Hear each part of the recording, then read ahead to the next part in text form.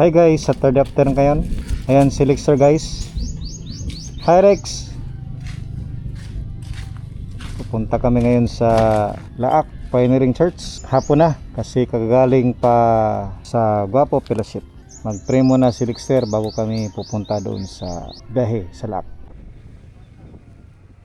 May mga ducklings pa guys. Ang cute oh. Nasa gitna ng daan. Maganda ang panahon sa kanila dahil gusto nila ng basa na panahon. Umambon pa dito sa Asuncion guys. Tingnan nyo naman ang gym nila sa kanan. May tubig na naipon. Ang kalangitan ay puting-puti. Umambon. Kakatapos lang pala dito ng malakas na ulan. Tingnan nyo naman ang daan. Basang-basa. Ang ganda ng kulay ng kutsyo. Kulay sky blue. Maganda sa paningin. Dito patungong Laak. Sa right side. Malakas din ang ulan dito. Kakatapos lang. May mga naipon pang tubig sa gilid ng daan. Nandito na tayo sa straight na daan ng Asuncion, Davao del Norte. Sa maraming palayan. Kamusta kaya ang kanilang palayan dito? Inabot ba ng baha kasi malakas ang ulan? Dito may tubig rin, no? Tubig ba yan sa baha o galing ng irrigation? Umambon na naman. Pagkatapos ng malakas na ulan ay uulan na naman. Sa kaliwa rin guys, oh. Kaliwat kanan pala ang tubig dito sa mga palayan. Kita natin sa camera yung mga droplets ay nakikita sa ating camera lens.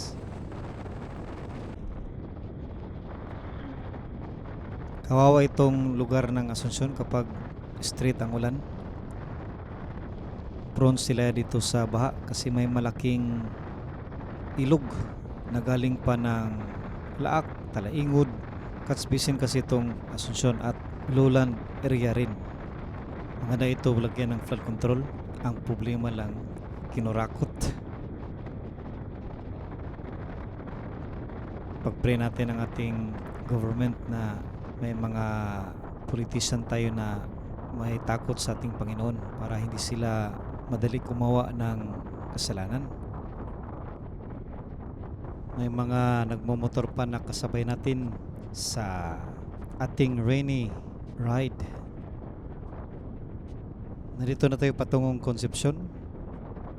Shout out kang Ma'am Glenn Mukalay. Diyan sa kaliwa ang kanyang palasyo. Dito ay ginagawa ang daan. Paano ba ito? Tinantambakan yung na landslide? May landslide kasi dyan. Oh, may mga gamit na. Parang riprap. Lagyan ng mga bato. Kasi natapyas yung lupa sa ilalim. Mabuti at ginagawa na nila.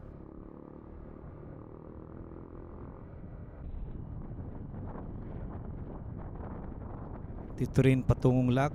Hubungad sa atin yung Color Milo na ilog. Umuulan din dito. Hanggang saan kaya ang ulan dito guys? Doon rin sa Tagum kanina, umuulan rin. Humupa ng bahagya at doon sa Asuncion may konting ambon. Dito sa Kapatagan, oh, malakas na rin ang ulan. Dito sa Kapatagan guys, maraming mga kabahayan dito. 4-lane road rin. Isa rin ito sa busy na daan ng Laak. Kailangan lang magdandan dito kasi may mga tumatawid na mga residente. Nandito na tayo sa daan patong Sibolida. At hanggang dito sa daan patong Sibilida, umuulan pa rin. Mabuti at hindi madulas ang daan kasi espalto. Nandun pa rin yung mga riders na nabutan natin sa Asuncion. Saan kaya ang kanilang destinasyon?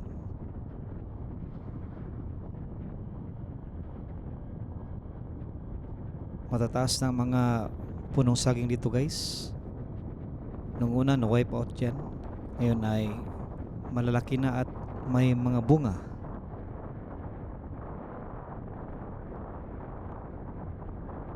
Maganda matulog ngayon dahil umuulan.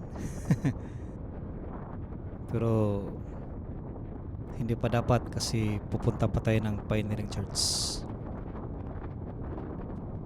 Diyan din sa kaliwa may malaking bukid dyan nating makita. Pero hindi clear dahil may malakas na ulan doon sa bukid. Malapit na tayo sa sentro ng lake. Dito sa sentro ng lake, tingnan nyo naman, umuulan pa rin. Rainy season na pala. Pero parang June pa ang rainy season. Early rainy season. Wala ganong sasakyan dahil umuulan dito sa kanilang poblasyon. Malapad ang kanilang daan dito guys. Kapag umuulan, hihina talaga ang mga bilihin sa pamilihan kasi yung mga tao ay pinipili na nag-stay sa kanilang mga tahanan. Sa bahay na lang, hindi na lumalabas. Dito na daan ay maputik, maraming lupa. Tingnan nyo naman, oops, color Milo ang tubig. Ayan, buti at hindi tayo naabutan nung Pajero. Kapag nabutan tayo doon, talagang basa. Nandito na tayo sa Barangay Andap. Tingnan nyo naman, walang ulan. Ito ang tulay na bubungad sa atin patungong Milali. Dito ay walang ulan. Piling-pili pala ang lugar kung saan ang ulan. Mabuti at walang ulan dito sa Milali.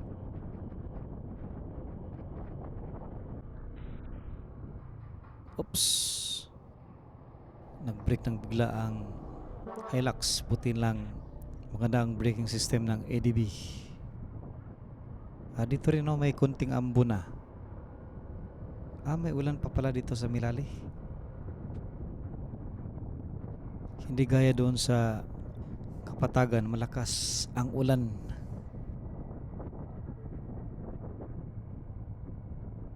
Ayan ang checkpoint. Marami silang tinatanim mga gulay.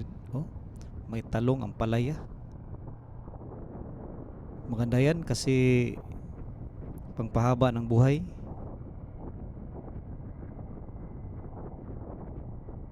Patungo tayo sa daan guys na landslide nung kasagsagan ng Sterlis.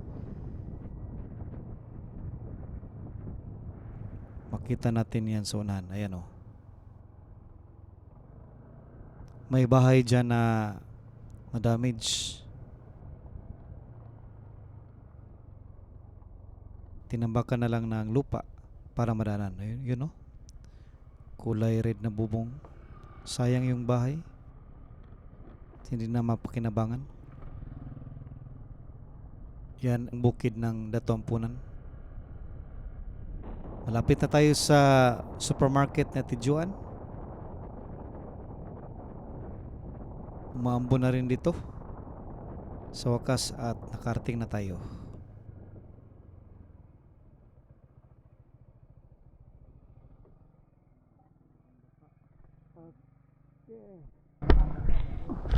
Thank you Lord for the safety travel.